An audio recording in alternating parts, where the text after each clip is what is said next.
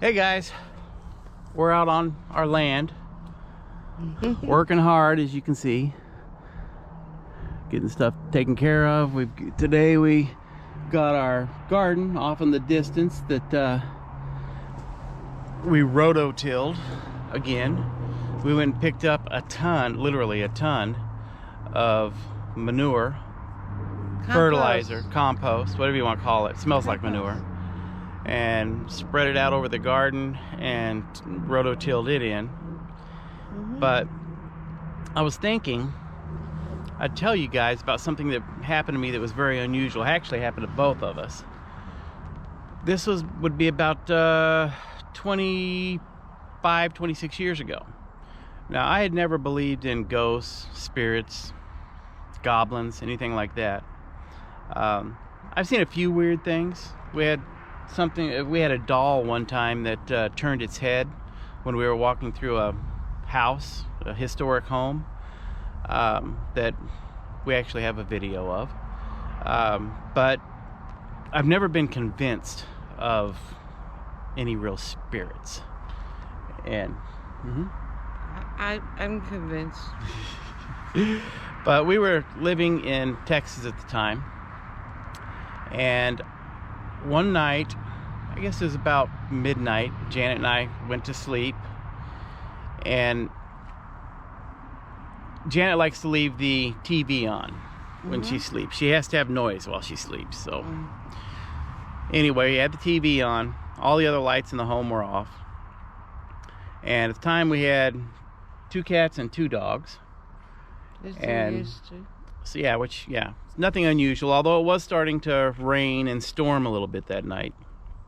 No big deal. And we had been in bed maybe, I don't know, maybe 5-6 minutes, and the hall light went on in our house. Now, I just assumed that our cat probably saw it and thought it was a bug, or saw the light switch, thought it was a bug or something, and jumped up and turned it off or on. Our cats never do that, but he knew of a cat that did that. Yeah, when I was a kid, I had one that liked to jump up at the lights switches. So I got up, went out to the hallway, looked around, didn't see our cat. So I thought, well, he had to have done this. So I went back, laid down in bed again, turned the light off, and we were in bed maybe 15 minutes, the light comes on again in the hallway. So I get up again. This time I searched all over the house to see where the cat was. Couldn't find her. So the one that I assumed would probably do something like that. And so then I laid back down, and the light came on a 3rd time. Now I'm starting to worry that there's something in the house, somebody in the house.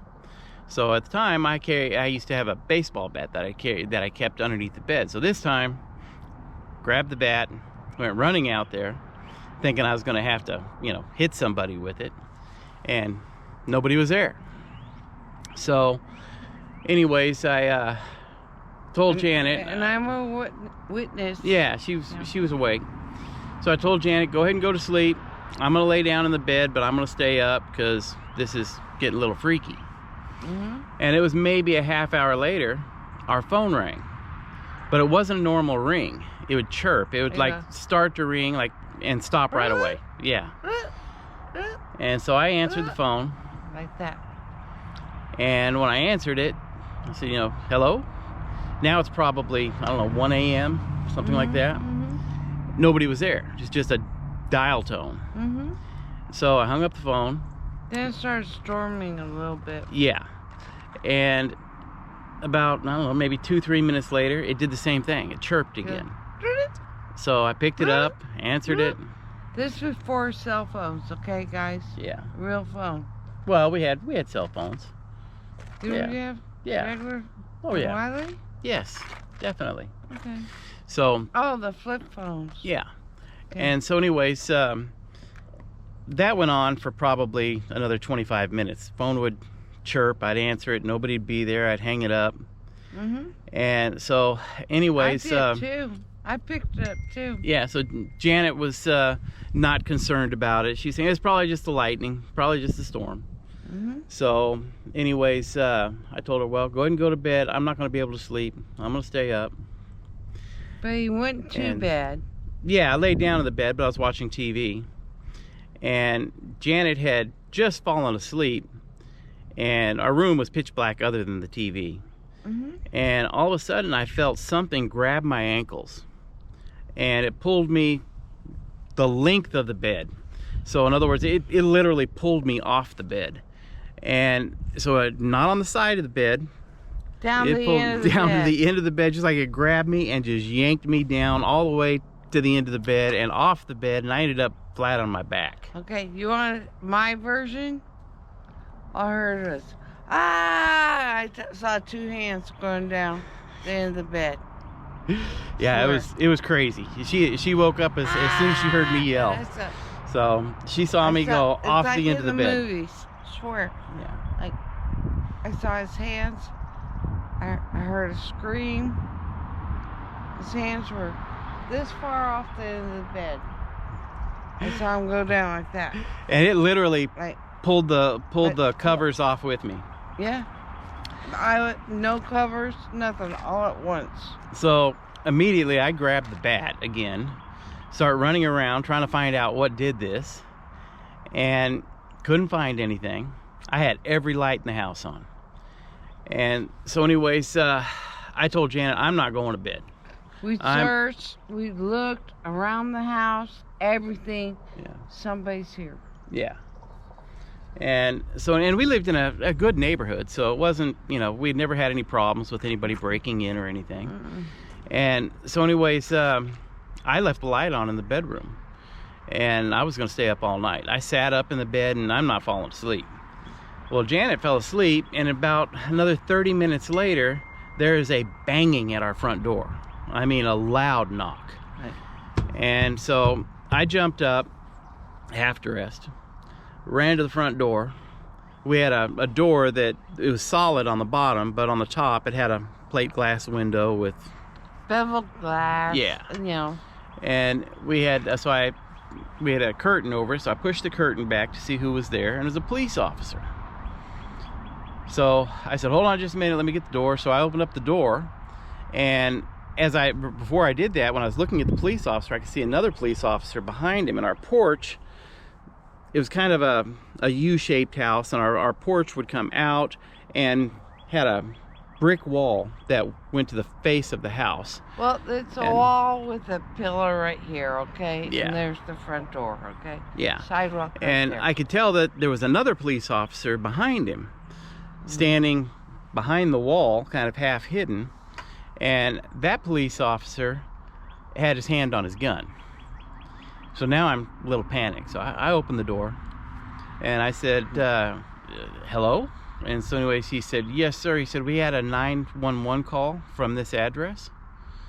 And I told him, I said, I didn't call you. I said, our phone's been acting funny tonight. It's been ringing, and when I would pick it up, there would be nobody there, just a dial tone. And so anyways, he said, well, is there anybody else in the house with you? And I said, well, my wife, she's in bed. And he said, can you get her? And I said, yeah. So I started to walk away to the entry of the home and turned down the hallway. He said, no, sir. He said, you stay here, call her. So I'm like, oh, great. Now they think that, I've murdered my wife or something. So I called Janet. Janet puts her robe on, and she comes walking down the hallway, and she comes to the entry, and he said, are you okay? And she said, yeah. And now by this time, the second officer who was standing behind the guy that I was talking to had his gun drawn. And so anyways, they talked to Janet for a few minutes, and I told him the phone kept ringing and chirping. Yeah. And I told him the whole thing. Yeah. Okay. And I didn't tell him about him being pulled off the end of the bed, because it's too weird. So anyways, they said, well, can we come in and take a look around? So we let them come in. They walked around the house. They're probably looking to see if there's anything broken, if we'd gotten in a fight or something, who knows. But anyways, at the end of it, they said that they would tell the dispatch that it was a mistaken call. And so, but my confusion still to this day, because I never bothered to ask, was if somebody called 911, what did they say? Was it just a random call and they hung up and they showed up? Or I don't know. We were in shock. Okay, So- we were in shock. So needless to say, after they left, I stayed up all night in the living room with the light on in the living room and the kitchen. And baseball bat. yeah. I went to bed. I'm going like, So- weird stuff happens with me anyway, but. So anyhow, and I do think that there's probably spirits out there. I still don't understand Yes. what happened that night, but whatever it was truly strange. We had an electrical storm that night, so I don't know if it had anything to do with that, but electrical storm's not going to grab you by the ankles and pull you off the bed. Right. So We've got him for a protector now. and I'm so thankful that Janet woke up when that happened, when I went off the end of the bed, because she would have never believed me had You she not woken screamed. up. Well, and all the covers got pulled off you also. Everything at So. once. And all I saw was, I heard the scream. My covers were gone. You were going down at the end of the bed, Yeah. like that.